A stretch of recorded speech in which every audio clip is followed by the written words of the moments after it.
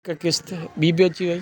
हीअ मस्जिद जो ॾाखिणियो पासो आहे, ॾखिण वारो हिसो। हीअ उनजे मथां जेका शेड निकितल आहे, हीअ उनजे में छह ॿाहिरि निकितल आहिनि ऐं उन्हनि खे मथां टाइलूं लॻियल आहिनि तमामु ख़ूबसूरती सां। ही तव्हां ॾिसो था तमामु ख़ूबसूरत पोर्शन आहे। ये होसीं ताईं उहो मेन गेट शायदि ॿाहिरि इहो काॾां थो वञे, इहो मेन गेट जेको आहे ॿाहिरि बंगले में हवेलियुनि तरफ़ वेंदो। ऐं हीअ हिनजी तव्हां हीअ छित बि ॾिसो, हीअ छित ॾिसो ऐं हिन दरगाह ऐं मस्जिद खे तमामु वसीउ अरीज़ सहन ॾिनो वियो आहे। हीअ तमामु वॾो सहन आहे ऐं हिते ई जेका सो मुरीद ख़ासि तौर ते 27 रजब ते अची गॾु थींदा आहिनि ऐं हिते पीर साहिबु उन्हनि खे पंहिंजी ज़ियारत कराईंदो आहे। उहो इन जाइ ते साम्हूं तव्हांखे जेका जॻह नज़र अचे थी, इन जाइ ते पीर साहिबु मथे बीहंदो आहे। इन अच्छा ॿाहिरि, अच्छा उहो बंगले ॾे आहे, ॿाहिरां बंगले ॾे मथां जेका असां मथे अची बीहंदा आहिनि पीर साहिब जन।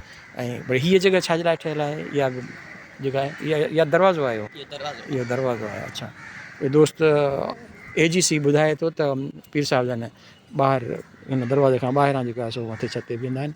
इन जो मतिलबु ॿाहिरि बि अञा सहन आहे वॾो ऐं जिते मुरीद बीहंदा आहिनि तमामु वॾो पोर्शन आहे। ऐं हीअ क़िलो आहे, हीअ क़िलो आहे, हीअ निम जो वणु उहो पुराणो कहिड़ो आहे जॾहिं बमबारी थी हुई अंग्रेज़नि, हीअ पुराणो वणु आहे। सूर्य बादशाह जे दौर में जॾहिं हुन आज़ादीअ जो ऐलान कयो ऐं अंग्रेज़नि खां बग़ावत जो ऐलान कयो त हीअ निम आहे। हिते बमबारी कई हुई हिन क़िले ते। ही पीर साहिबनि जो हिन दरगाह ऐं हवेलियुनि जो हीअ जेका सो क़िलो आहे, उन जिते बम लॻा अची कुझु पुराणे क़िले जा उन आसार पोइ हिते आहिनि। हाणे होॾे असां नथा वञी सघूं।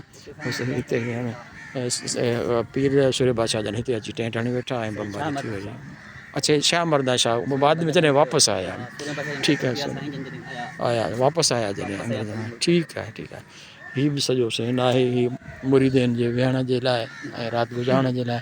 ऐं हिन खां दरवाज़े खां दीवार खां अंदरि बि वॾो सहन आहे। उते वञी जॾहिं 27 रजब ते ज़ियारत कराईंदा आहिनि पीर साहिब वग़ैरह जेके बि मौजूदा वक़्त जा हूंदा आहिनि, त उते वञी मुरीद वेहंदा आहिनि, ॾिसंदा आहिनि। हीअ दरगाह शरीफ़ जो मक़बरो आहे, गुंबज़।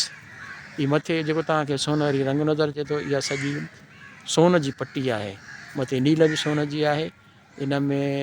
ऐं हीअ जेके नीलूं आहिनि इहे सभु सोनियूं आहिनि। जेके मस्जिद जे मथां नीलूं आहिनि गोल्डन कलर जूं, इहे बि सभु सोनियूं आहिनि। ऐं हीअ AGC साहिबु ॿुधाए थो त हिते 56 किलो सोन हिन में इस्तेमालु, 56 मण या 56 किलो, 56 मण,